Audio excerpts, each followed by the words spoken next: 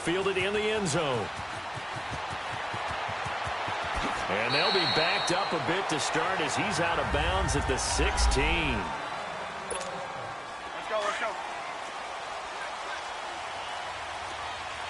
There you go, you see it, you see it?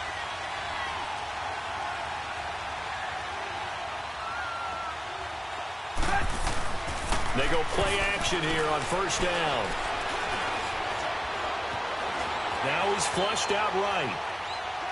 And they didn't wait long to take a shot there, that's for sure. But it falls incomplete, and it's second down. He was trying to hit Taylor Gabriel that time, and that'll bring up second down. Defensively here, you're facing a top-5 team in terms of points scored in the NFL. So when they're that high-powered, you got to find a way to hold them under 20. Because to me, that's the magic number. 20 points scored. They got his man complete. And he'll be taken down, but not before they work it across midfield. They give him a gain of 38. Looked like the defense put pretty good pressure on him, but he's able to flush out to his right to try and evade people. On the run, had to get on his horse. Still accurately throws a nice pass for a first down. On the move to his left. Into heavy traffic, and it's intercepted. It's the 2014 NFL interception leader, Glover Quinn. I think that interception happened for 2 reasons. Quarterback gets outside the pocket and panics a little bit, and receiver doesn't make sure he's absolutely in an open spot. So there's a guy lurking, took the ball from him. Yeah, so don't wave your arms, right, as a receiver if you're not wide open. Got to know that you're open. Otherwise, just don't do it. Here's Stafford. Out to the flat for Reddick. And he'll get it out near the 40 to the 39. They'll get a couple yards on that one, and it'll bring up a second down. Well, it's tough to be a defender in today's NFL because there's so many things to account for in today's passing game, including the back sneaking out of the backfield. Not quite as bad as a turkey bowl where you have that center-eligible stuff, but still a lot of guys to account for. In on the stop, the former Georgia Bulldog, Roquan Smith. I know the scouting report on him is that he doesn't possess the eye discipline to be an elite linebacker. And what that means is his ability to read, react, and make a play. But on that one, he looked like one of those guys. They'll find Galladay. That's complete. And they're well past midfield, just a yard or two shy of the 40. His first catch, good for 16 and a first.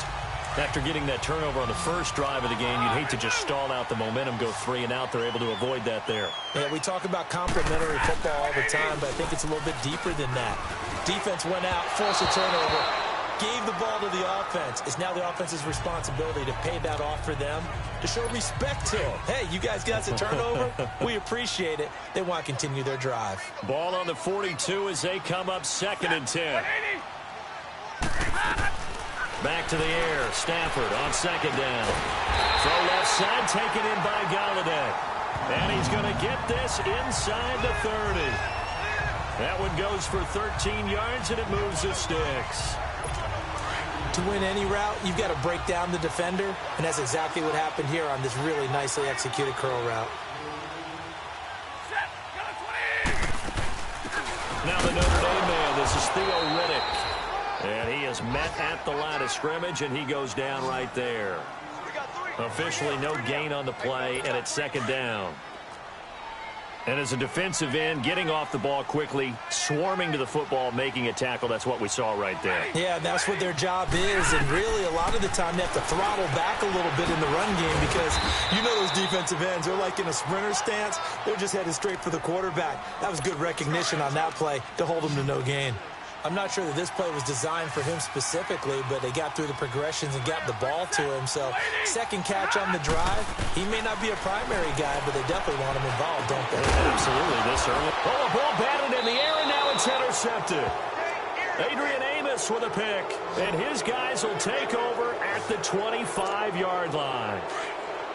That was a really nice interception. I think it illustrates the differences between playing man and playing zone. When you're in man, all you're focused on is the receiver in front of you. But when you're in zone, you're allowed to read the quarterback's eyes and go to the ball. That's exactly what happened on that play. Trying to shake off the interception from the last drive. He'll look to throw. And he fires one that's intercepted. Picked off at the 24. And he'll take this across midfield and inside the 45. Okay, it's real simple to say from here, but we know that sometimes as a quarterback, you've got to know when to say when and just throw it away. Flushed out to the right, tries to make something out of nothing here, and he winds up floating one downfield that gets intercepted. And he'll be brought down at about the 42. Credit him with a 1-yard gain there to make it 2nd and 9. They tried a quick hitter inside, but that one was swallowed up because what they're hoping, those big defensive linemen will take the bait and move laterally and open up a crease that they can run through. It didn't happen on that play. And he got blown up, losing yardage on the play back at the 44. He lost 2 there, and it's 3rd down. If you're a selfish player and you're throwing the ball, you're cool with the completion.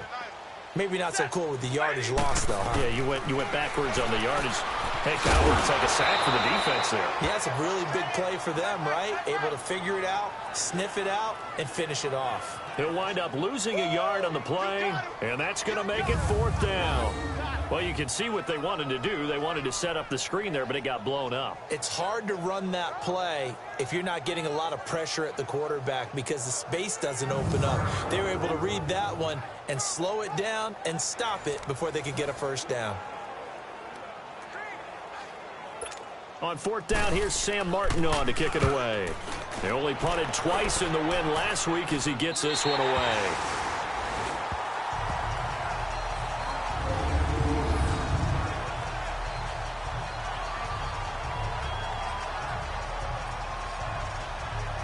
The Bears offense led by Mitch Trubisky heading back out there. And he'll need to find a way to shrug off the opening drive, if you can even call it a drive. One play and an interception, so he's got to forget that. I know that in today's football, we have a good number of coaches who don't look at time of possession the way that the old school guys did.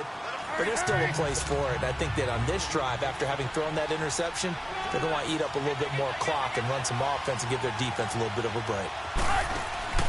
Play action. It's Trubisky sliding out of the pocket. Now he's going to throw it back deep over the middle. That's going to be knocked away and incomplete. The former Pro Bowler Glover Quinn there making the play. Well, partner, I guess that answers the question about whether they're going to sit on it or not. It does.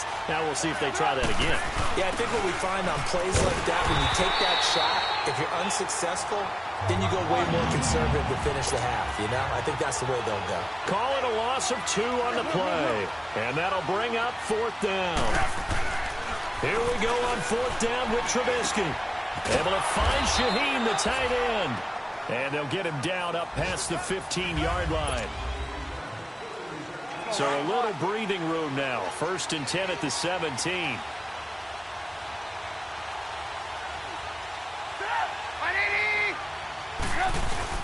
Mixon with a first down carry.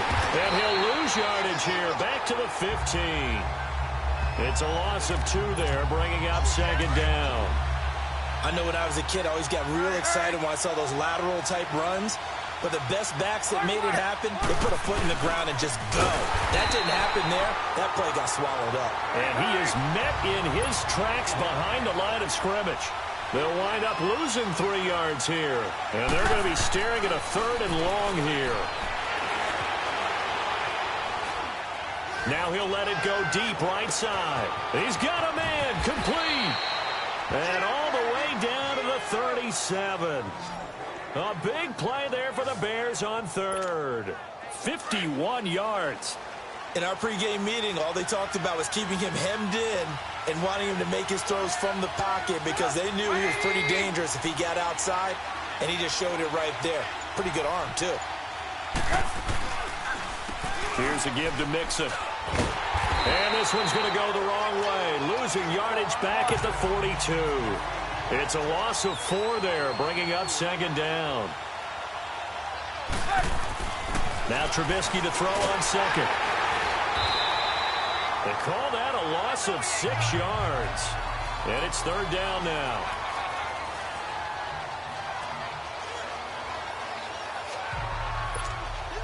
Need something from deep in the bag of tricks here after 1st and 2nd down went backwards. It's 3rd and very long.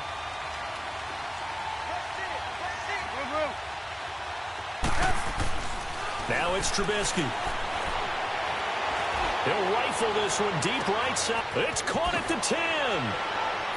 And he takes this one in for a Bears touchdown. Taylor Gabriel with a lucky number 13 touchdowns now on the year. And the Bears are in for 6. He's tough to contain as it is, but in man coverage with a pretty deep pass downfield, really tough to contain. And it's so difficult because every play you've got to consider he might try and run past you. So your goal as a defensive back is to give him plenty of cushion, meaning lots of space between you and him.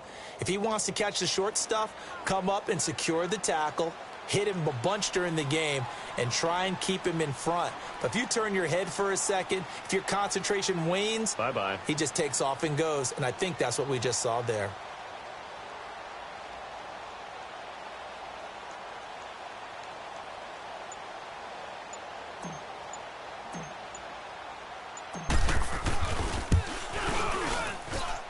Parkey with the extra point, and that makes the score 7-0. So that one a pretty time-consuming 10-play drive, and it culminates in a touchdown for Chicago.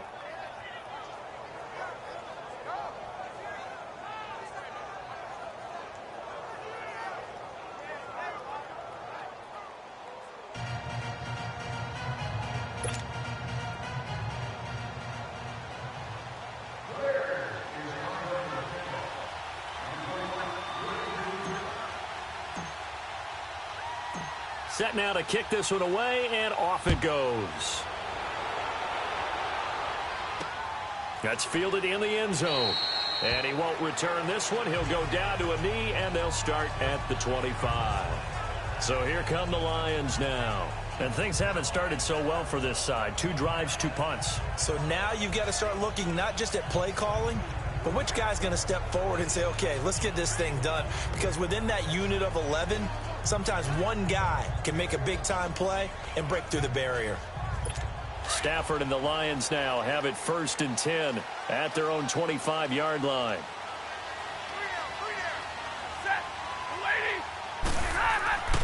Stafford under a heavy rush, and down he goes. Khalil Mack in there to get him, and that's sack number 8 for him on the year.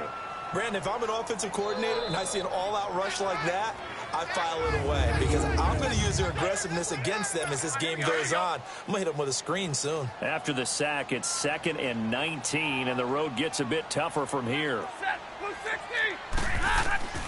Out of the gun, Stafford. He finds Winnett, complete. And he'll be a couple yards shy of the 20 at the 18. It'll be a pickup of just 2. And they're going to face an uphill battle here on 3rd and long. Everyone's got to be able to catch the football. Doesn't matter what position you play, but if you're on offense, be aware a ball may come your way. Stafford now to throw. Not only was the call spot on, how about the execution of that defense right there? The zone was absolutely locked up tight. He was trying to force it in there on 3rd down. But if there's a time to force it, he felt like he needed to make a play, right? Yeah, exactly right. 3rd down, you got to try and find something. There's nothing available there for him.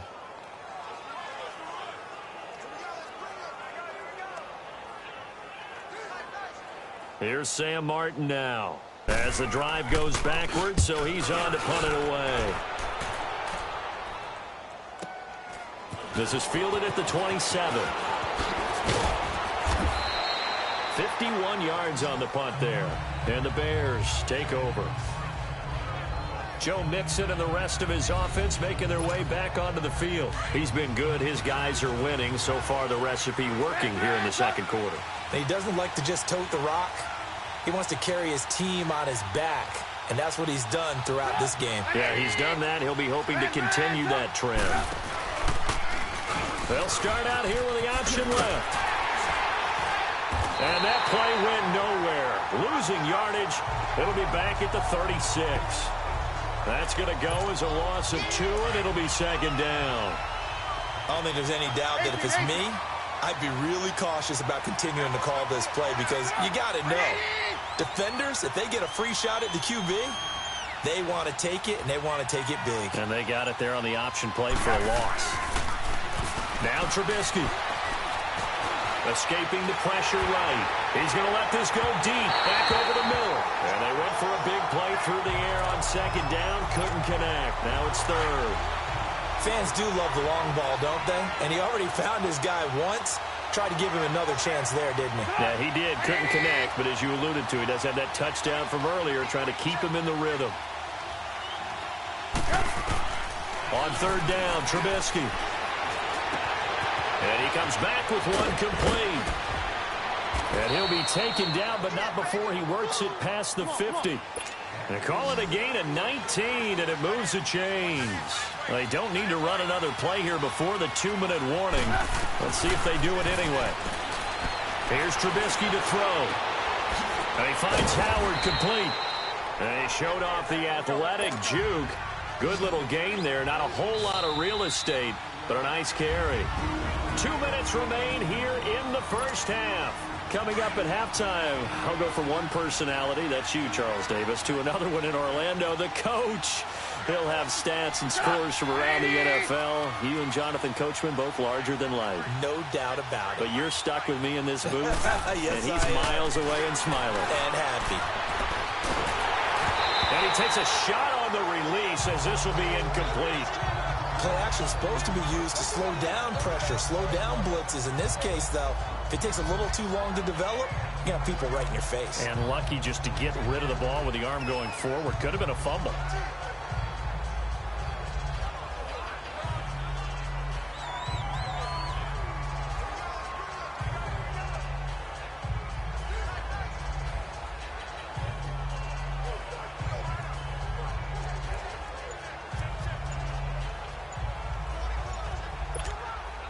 The Bears on third down. They've been